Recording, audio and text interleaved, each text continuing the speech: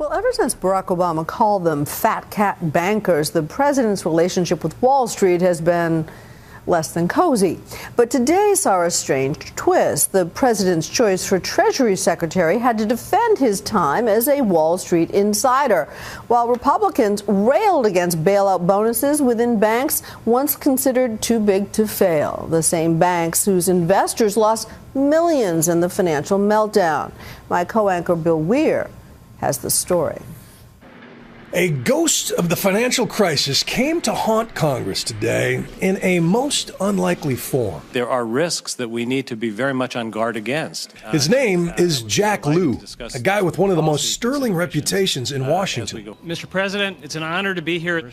As a loyal and low-key numbers-crunching wonk, he has worked his way up to White House Chief of Staff and is the president's choice for Treasury Secretary. Wall Street dives more than 360 points. But a few years ago, as the American economy was melting down, Jack Lew was an executive at Citigroup, which former FDIC Chair Sheila Bair describes as the most toxic of all those troubled banks. They were the poster child in need of government aid. Citigroup needed 3 government bailouts, over $460 billion in taxpayer dollars and loan guarantees just to survive. But at the same time, they still managed to pay Lew a bonus of nearly $1 million. Explain why it might be morally acceptable to take close to $1 million out of a company that was functionally insolvent. Senator, in 2008, I was an employee in the private sector. I was compensated in a manner consistent with other people who did the kind of work that I did in the industry. Lew's tenure at Citi included a post as the Chief Operating Officer of Alternative Investments. And when he arrived in 2008, the division was in deep trouble, bleeding money. Both investors and Citibank's own financial advisors were in open revolt, which you can see in internal emails obtained by ABC News. "I'm watching a slow-motion movie of my life being destroyed," reads one with the subject line, "I'm frightened." It was written by Skip Sussman, one of Citi's own financial advisors, addressed to then CEO Vikram Pandit, and it drips with desperation. "I have not slept in a month," he wrote. "My wife looks at me, begins to cry, and asks, 'What are we going to do?' I'm crying now, just writing this." It was like a slow water torture of pain on a daily basis as clients would call in asking me how could I have done this to them. The source of his pain? Investment funds called Matt and Falcon, created by Citigroup and sold by hundreds of advisors like Skip to thousands of clients like Chris.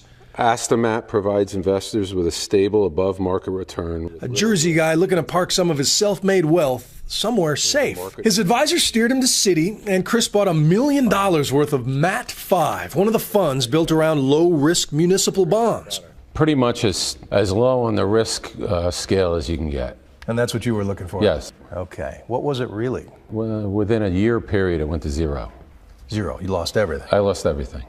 Chris, his advisor, and many others say they didn't know is that these investments were really kind of a hedge fund, the sort of risky investment that can go bad fast. I wouldn't have invested. It wasn't for me. As it all came crashing down in 2008, emails like this show the level of anger and panic within Citigroup's ranks. "My integrity has always meant more to me than anything else," wrote a financial advisor in despair. "I trusted you. I trusted the fund manager. I trusted Citi." On one of the angry conference calls, an advisor named Jennifer Krause summed it up.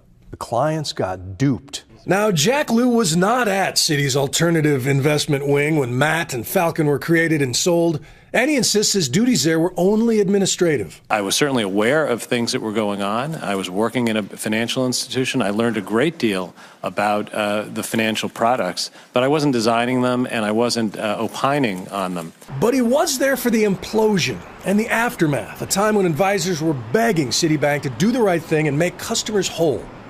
But instead of offering full refunds, Citi offered around 20 cents on the dollar in exchange for silence. They offered me $50,000 for me to waive my rights, essentially. Most people took that deal, but Chris was too angry.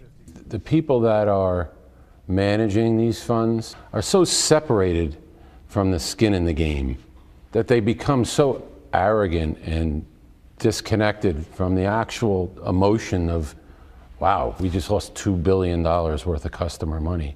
It meant nothing to them. He bit the bullet, hired some expensive lawyers, and went into arbitration, a long shot. And what did you think your chances were? I thought they were zero. But then he saw the emails from inside Citi. All the facts of the case were overwhelming. I didn't know if I was going to get all my money back, but I was convinced that the panel would rule in my favor.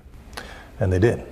They did. They gave me 100% of my money back. He's not alone. So far, Citigroup has been forced to pay back at least $85 million as 14 arbitration panels around the country ruled against them. They've also settled with dozens more. But the bank insists they adequately disclose the risk to advisors and investors and admit no wrongdoing. We believe Citi acted appropriately at all times.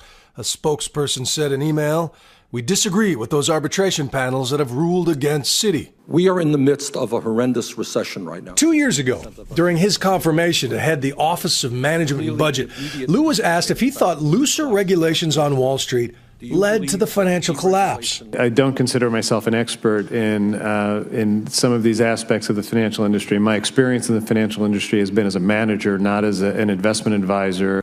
But now as Treasury Secretary, Lou will be tasked with making sure too big to fail never happens again. And it does reinforce this cynicism that, Wall Street runs this town. But again, it's the president's pick, and I assume he weighed all those factors into the analysis and deciding to nominate Mr. Liu for this very important job. The White House declined our request for an interview with Liu, and by all indications, the president will get his wish and he will sail through confirmation.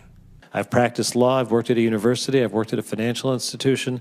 I think that if I hadn't had a set of experiences like that, I wouldn't be sitting here today speaking with confidence that I could undertake the responsibilities of Secretary of the Treasury.